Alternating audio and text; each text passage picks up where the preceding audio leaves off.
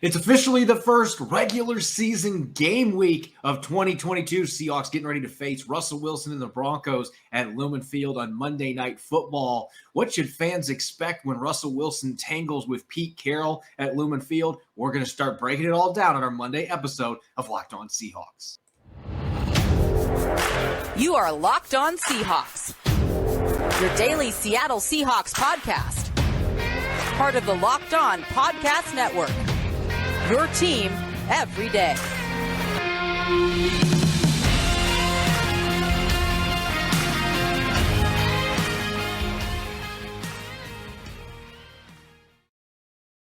Greetings, 12. This is Corbin Smith, your host for Locked On Seahawks. Joining me for our Monday episode, my co-host in crime, Rob Rang. Thanks to all the 12s out there for making Locked On Seahawks your first listen 5 days a week. We greatly appreciate it. It's finally game week, not preseason game week, regular season game week. A week from now, the Seahawks will be facing off against Russell Wilson and the Denver Broncos at Lumen Field. So we're going to start taking a look at what's new with the Broncos. A lot has changed even in the last few weeks with injuries and some other roster moves that the Broncos have made.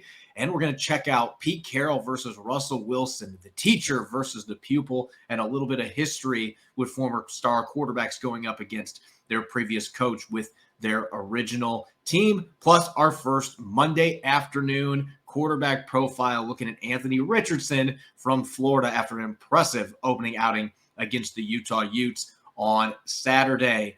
Now for your lead story here on Locked On Seahawks.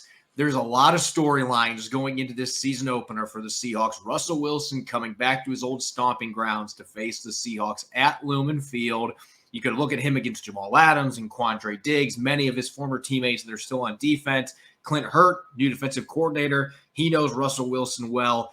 But at the end of the day, Rob, there's only one matchup that really intrigues the most heading into this matchup, and it's Pete Carroll, the teacher, going up against Russell Wilson, the pupil. The two worked together for 10 years, and now one of the few times we can see a star quarterback in the prime of his career go up against his former head coach and his former team. And he's going to be doing it in the season opener on Monday Night Football.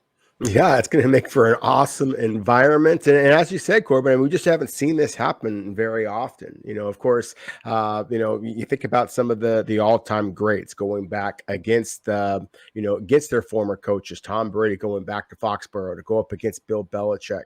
And I was curious to see how Peyton Manning may have done against the Indianapolis Colts. And while he did play against the Colts, he did not go up against Tony Dungy or his other head coach there, Chuck Pagano. So we excluded him from this list of legendary quarterbacks going back to face their former head coaches. And it really has been kind of a fascinating look at some of these players and the matchups. So what we're talking about here is Tom Brady going up against Bill Belichick and the Buccaneers, and Tom Brady wound up winning that game 19-17. That, as we're going to discuss here in a moment, I mean, the rookie quarterback at that point, Mac Jones for the Patriots, actually outdueled Tom Brady for most of the game. But Brady pulled out his magic at the very, very end. The Patriots missed a field goal in the closing minute of the game. And so that's one of the reasons why that the quarterback Tom Brady was able to get that victory over Bill Belichick. But of course, there are several other really interesting matchups. Which one were you most excited to kind of go back and review a little bit? Well, I had 5 of them, and for our YouTube watchers, just posted the graphic. I'll post it up again. There are 5 games, and a couple of these quarterbacks are not going to be Hall of Famers. Carson Palmer and Donovan McNabb would be in the Hall of Very Good. The two of them were not quite Hall of Fame caliber, but they still were very good quarterbacks that played a long time for the same head coach with their first team. Carson Palmer going up against Marvin Lewis, and this one was in Oakland. And everybody may remember Carson Palmer forced his way out of Cincinnati. And most of these cases, the quarterback has gotten the last laugh. That was not the case at all for Carson Palmer, who, ironically, Pete Carroll's former pupil at USC. So there's another tie there in this discussion. But that game was ugly from the outset. The Raiders fell behind 24-0 at home at halftime. And it looked like they might pull off a stunning comeback in the second half. Palmer got him a couple scoring drives, and then the Bengals put the game away 34-10. So Not exactly what Carson Palmer was hoping to accomplish against the team that he forced his way out to end up with the Raiders. And everybody knows that story. He did not last long with the Raiders before they traded him to the Cardinals. And that was really where his career renaissance happened, eventually leading the Cardinals to the NFC Championship game. 2 years before that, in 2010, Donovan McNabb. This was the rare inter-division trade, especially with a quarterback. The Eagles wanted to move on from McNabb so bad they traded him to Washington. McNabb's team ended up getting the win, but it wasn't necessarily because of McNabb. 8 for 19, 1 touchdown, 1 interception that game. So not a good passing performance at all, but has support from his run game. And on the other side, the Eagles turned the ball over twice. Kevin Kolb was not able to finish off drives. And that's how long ago this was. Kevin Kolb was still viewed as maybe the next franchise quarterback for the Philadelphia Eagles, but Washington gets the victory in Philadelphia, so McNabb at least gets to leave his old stomping grounds with a victory, even if he really was not a key part of getting that victory. But those are two games that really stand out. And then, of course, you look later down the line, there was a big game in 2009, Brett Favre going back to Lambeau Field wearing purple.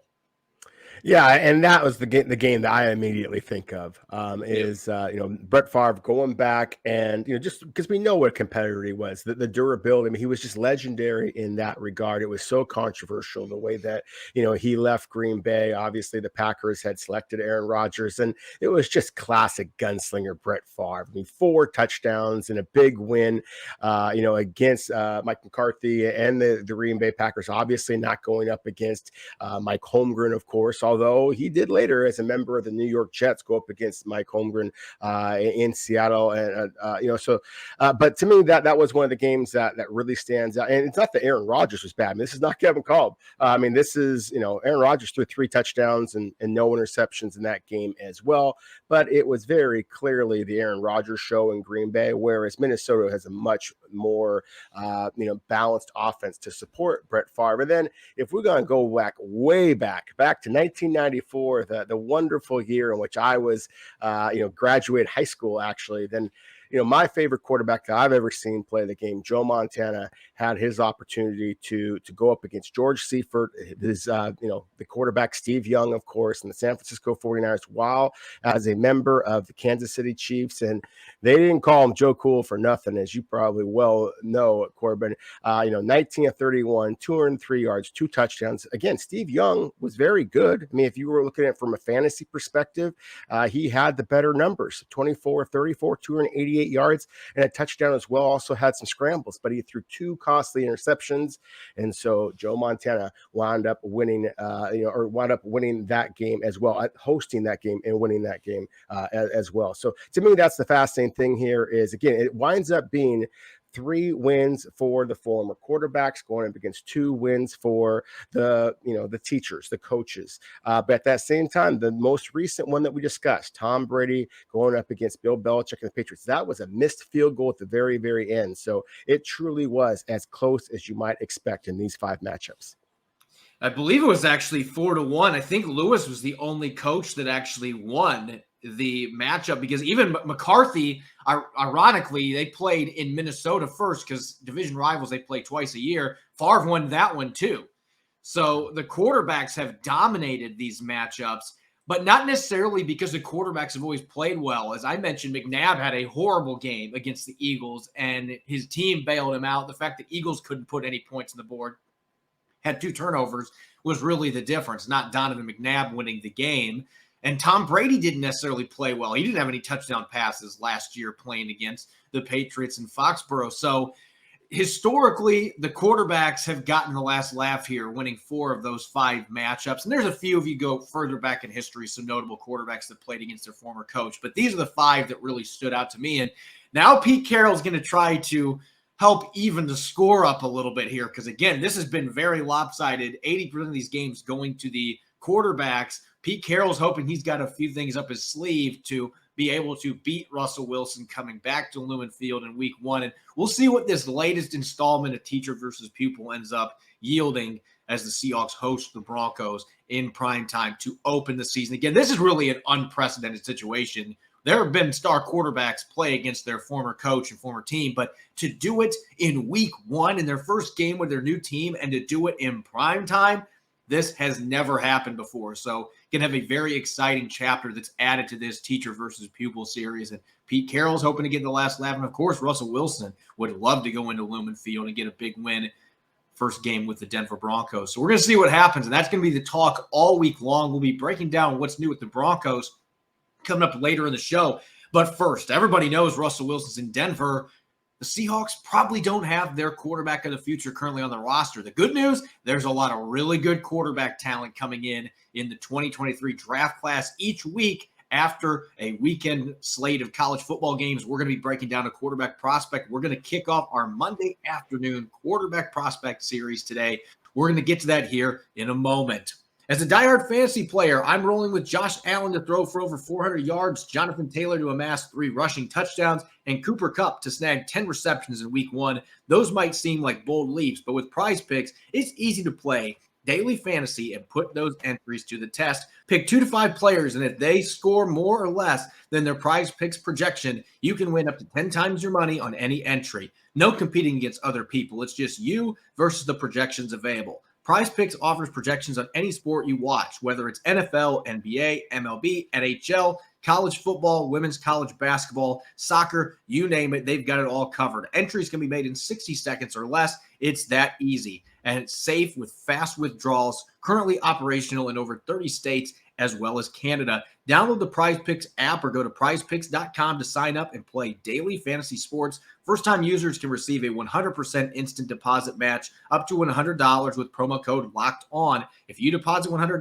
PrizePicks will give you $100. If you deposit $50, PrizePicks will give you $50. Don't forget to enter promo code Locked On at the sign-up for an instant deposit match up to $100. You're listening to the Monday edition of Locked On Seahawks. I'm your host, Corbin Smith. Joining me for today's show, my co-host in crime, Rob Rang. Thanks, as always, to the 12s for making Locked On Seahawks your first listen 5 days a week. We greatly appreciate it. It is game week. We're going to get to the Denver Broncos later in the show as we gear up for week 1, Monday Night Football at Lumen Field. But this season's a little bit different than has been for the last decade. Russell Wilson's usually been under center for the Seahawks. He's going to be under center for the opponent coming up next Monday night.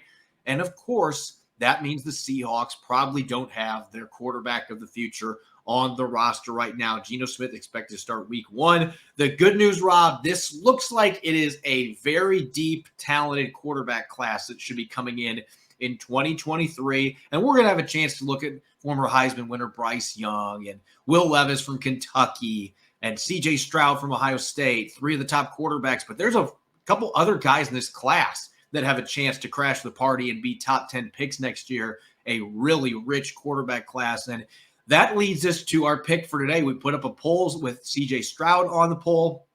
But you guys, the listeners, wanted us to talk about Anthony Richardson, the upstart quarterback from Florida, who, Rob, last year only played a handful of snaps for Florida, had 6 touchdown passes and 5 interceptions, mainly was the backup quarterback, a very inexperienced signal caller, but at 6'4", 232 pounds, he's got the complete package in terms of physical tools.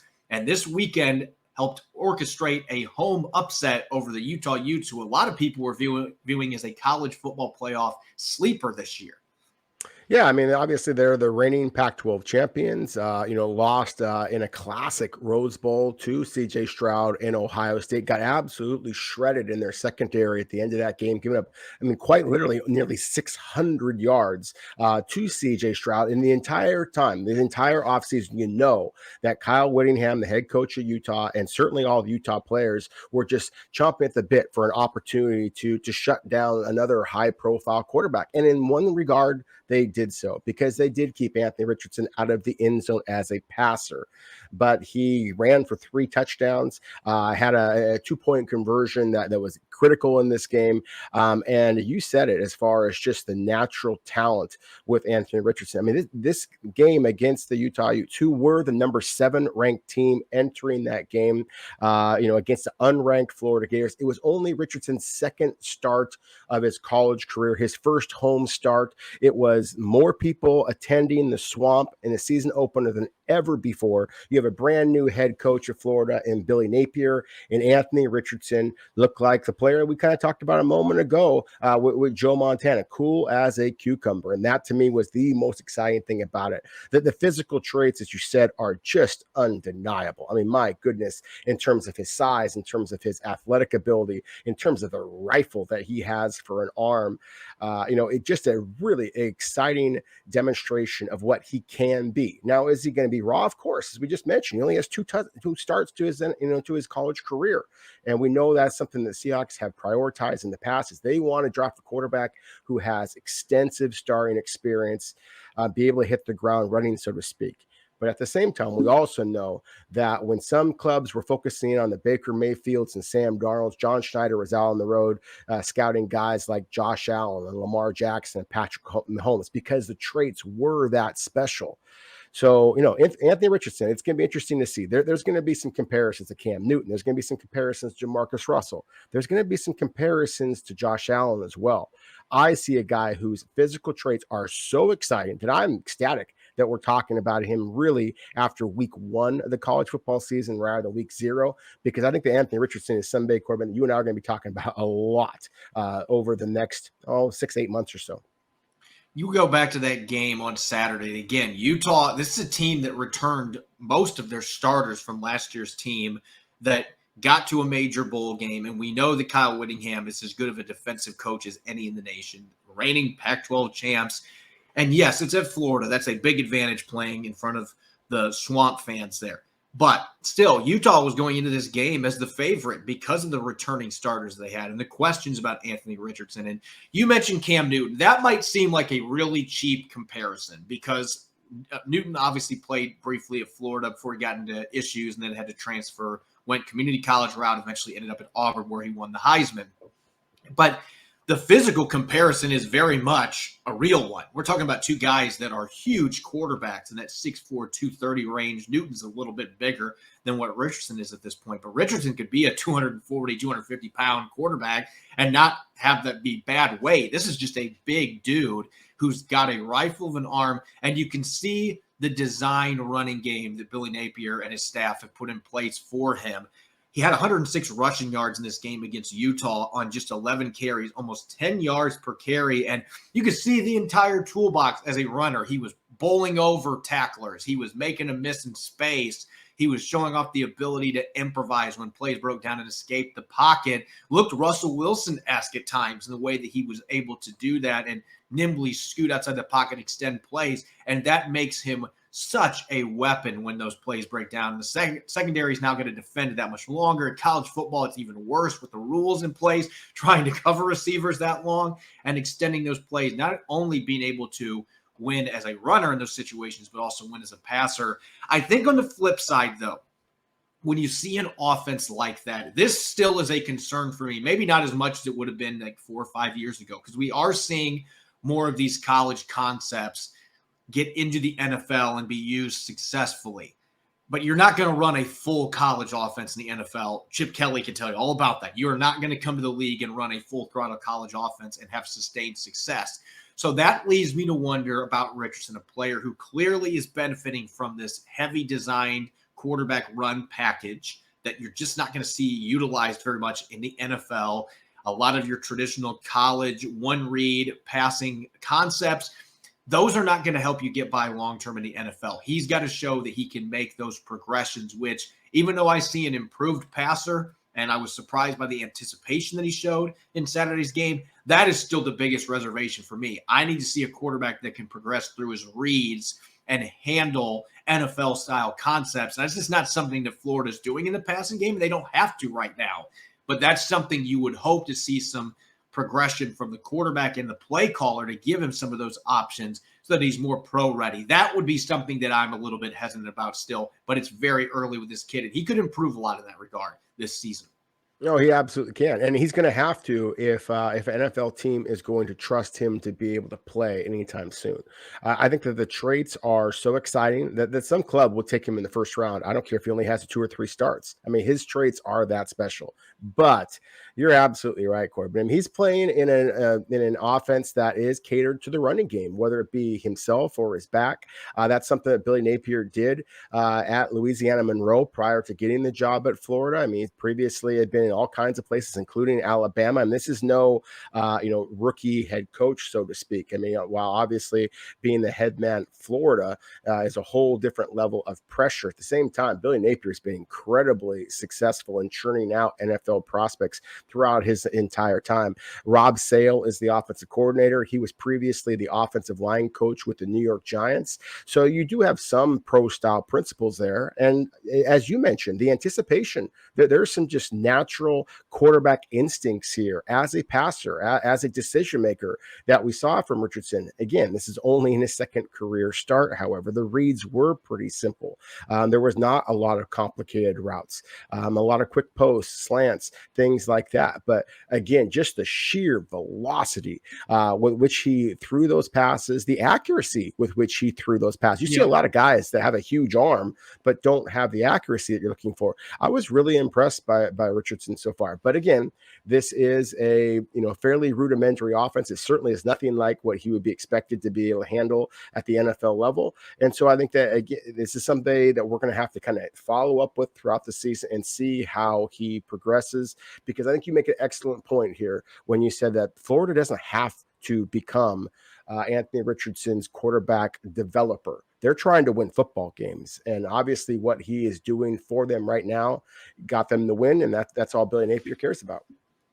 I think the one thing that was really encouraging for me, because I had watched a few of the games where he played in last year, and he struggled throwing to the middle of the field. If that sounds like something that's familiar, it's obviously probably for different reasons. We're talking about a very young quarterback. It's not Russell Wilson, and he's 5 inches taller than Russell Wilson, so you can't make that argument. But he struggled with those throws. On Saturday, he connected on a couple of 10 to 15-yard intermediate dig routes in the middle of the field, and you could see the anticipation from him. You could see the accuracy, and you could see the arm strength on display making those throws. Those windows are going to be really tight in the NFL, and he showed he could make those throws, albeit against Utah, but Utah's got some NFL players on that defense. So for him to fire a few of those throws, and that was a very encouraging stepping stone for me at the quarterback position, seeing his ability to take advantage of those tight windows in the middle of the field. Now can we add some progressions to the mix? Because if he's able to do that, that'll be a huge stepping stone for him going into the league. And if he's able to do that, this is a kid that could jump into top 10 conversations because of the physical tools. You can make an argument when you look at arm strength and running ability and size that he might be the most intriguing quarterback prospect in this entire draft class, just from a trait standpoint. But he's very unpolished. He's still a player that's got a long way to go. But you and I both know players with those tools are going to make teams. It's going to be very difficult for them to overlook, including Seattle. Seattle would have, I guarantee they will have Richardson on their short list as far as quarterbacks that they are looking at very closely in this process because of those traits. We'll see what happens. Florida, it's a long season. That's a very talented football team with a brand new coaching staff, though. Maybe they can bring out the best in this team, and Florida can return to the upper echelon of the SEC. That by itself would put Richardson much further up on the map as far as quarterback prospects going into the 2023 NFL Draft. All right, it's time to go back to the regular season now. The Seattle Seahawks kicking things off against the Denver Broncos and Russell Wilson. Monday Night Football, 1 week from today.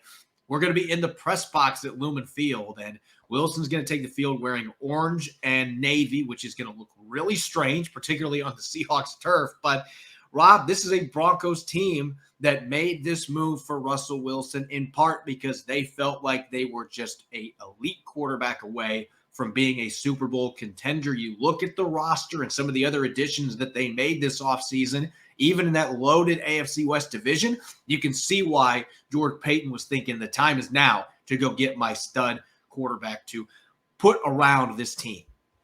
Yeah, there's no question about it. I mean, the Denver Broncos are a supremely talented club.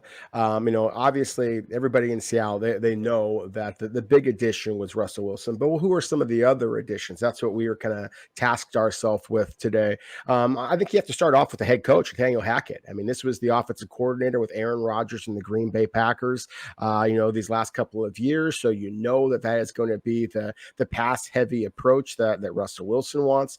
I love the addition of a couple of defensive linemen for the Broncos as well. Not from a Seahawks perspective, but from a Denver perspective. Randy Gregory, the pass rusher from the Dallas Cowboys. DJ Jones, kind of an underrated, penetrating defensive tackle, 6 foot, 310 pounds, kind of is like Denver's version of Poona Ford in some ways. Another really good football player.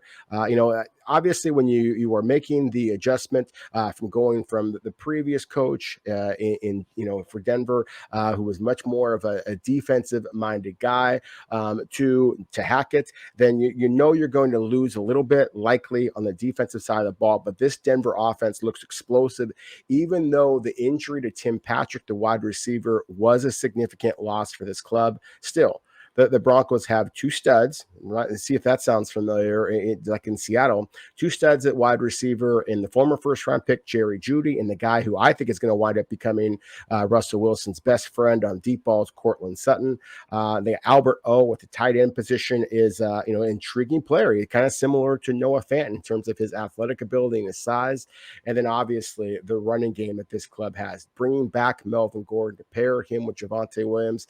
While Gordon is not necessarily an addition, he would have been a significant subtraction if he had decided to sign elsewhere. But returning him, the Denver Broncos offense looks ready to rock. Yeah, and I think it's worth noting Billy Turner, who they signed in free agency, has been dealing with an injury. So it sounds like he's got a chance to be able to play in this season opener, but he is slated to be their starting right tackle. If he is not able to play, that would be a significant advantage for the Seahawks pass rushers, having a backup right tackle in the lineup. And so that is a storyline to keep an eye on. I'm glad that you mentioned DJ Jones because everybody's going to talk Randy Gregory. And in terms of talent, that has never been disputed. It's been the off-field issues, the extended time away suspended by the league. It seems like he's finally past those issues, and he's an incredible talent, really athletic. Going to be a problem for the two rookie tackles for the Seahawks, assuming that those are the two that start. I think you and I think that's a safe assumption at this point that Cross and Lucas are going to be starting this season opener for the Seahawks. But regardless, they're going to be dealing with Randy Gregory and Bradley Chubb, two really good edge rushers. They have different styles, different pass rushing strengths. And so they're going to be tested by both of those players. And the Broncos have some reserve pass rushers they're excited about as well. So that's going to be challenging. But I think DJ Jones in the interior might be the most underrated addition that they made this whole offseason, especially considering he gets to play against a team he has dominated. Because quite frankly, the Seahawks have owned the 49ers. It has not been because DJ Jones has struggled, though. DJ Jones always seems to come up with splashy plays when he plays against the Seahawks, and he seems to enjoy playing against them. So he can be back in the Lumen Field with his new team. He's going to be a problem for the interior offensive line for the Seattle Seahawks. You mentioned Tim Patrick, him being out for the season. This is a really tall, athletic receiver that would be another matchup problem to go with Courtland Sutton. He's not going to be available in this game. I do think that is a significant loss for the Broncos going into this season. Another loss, though, that maybe is a little under the radar when you look from an injury perspective, Rob, Greg Dulcich, their third-round pick out of UCLA, a big-body tight end that can create as a receiver. There was a lot of hype surrounding him when training camp started. He's now going to have to miss at least 4 games on the short-term injured reserve, and they already were without a number of draft picks because they traded him to the Seahawks to get Russell Wilson. That was one of the impact rookies that they were looking forward to coming in and contributing, being a weapon for Russell Wilson. And now he's not going to have him for the first 4 games, including this season opener. So one less big body in the passing game that the Seahawks have to account for.